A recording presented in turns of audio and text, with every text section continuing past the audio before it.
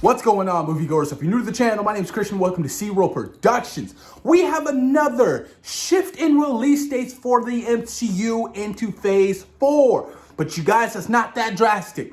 It's still very much good. It's not like a huge shift in release dates, you guys. I mean, Black Widow is supposed to come out in May, but it's now been delayed to July 9th, kind of taking the spot of Shang and the Legend of the Ten Rings, which also has been delayed to September later in the year. But don't worry, Eternals hasn't been touched. It's still coming out in November. Very much excited about that. Spider-Man Far From Home, No Way Home has still solidified that release date in December later in the year as well. But that ain't it.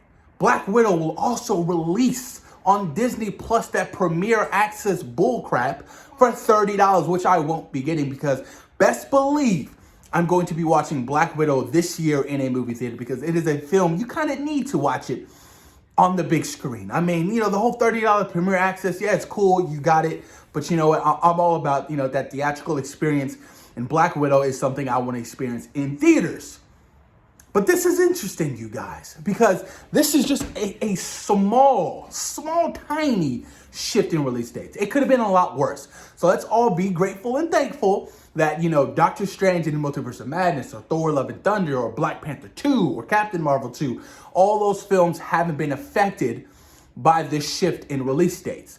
Because to be honest with you, it's looking like things are going back to normal now. Theaters are going to be reopening very soon. My local theater has reopened at 25% capacity. So I'm excited about that, you guys. It's the first step of going back to having a normal life, to experiencing movie theaters once again. Yes, it's only 25% capacity, but that doesn't mean by July it won't be a 60 or 75% capacity where Marvel Studios can make some kind of profit off of their movie, because that's what they want.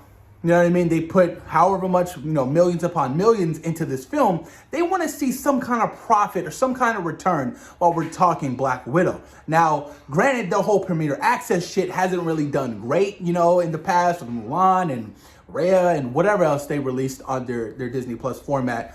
But I feel like Black Widow kind of still would do more money than previous films have done on the Disney Premiere Access. You know what I mean? That's not throwing shade, but that's just saying, yes, Marvel Studios has a built-in fan base. You will have fans who will go see it in theaters, who will also get Premiere Access, so they can have it at home and watch it whenever they want. And, you know, you have YouTubers who can do watch-alongs, so things of that nature.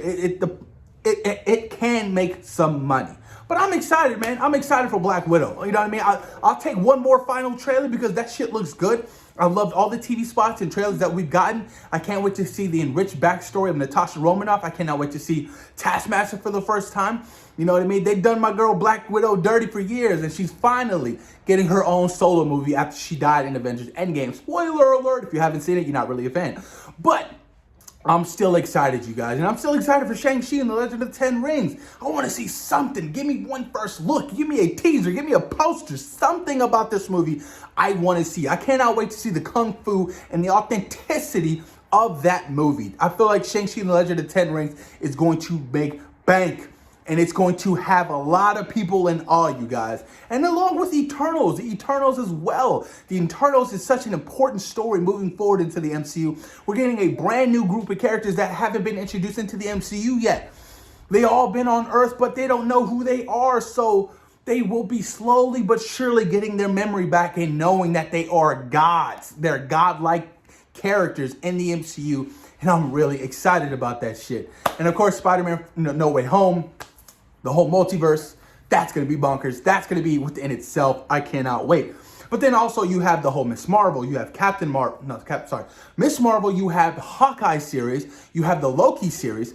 Interesting, with Black Widow being delayed to July, I wonder if, you know, Loki can be pushed back up to May now. Because now Loki was originally pushed back a month.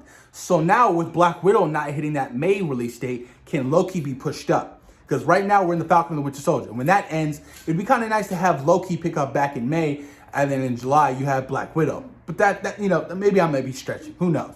But put your comments down below. Let me know what you guys think about the shift in release dates for Phase 4. Thoughts, opinions, you guys. What are you most looking forward to in Phase 4 this year? Post your comments down below, and thank you, and thank you for taking time today for watching Zero Productions. Peace.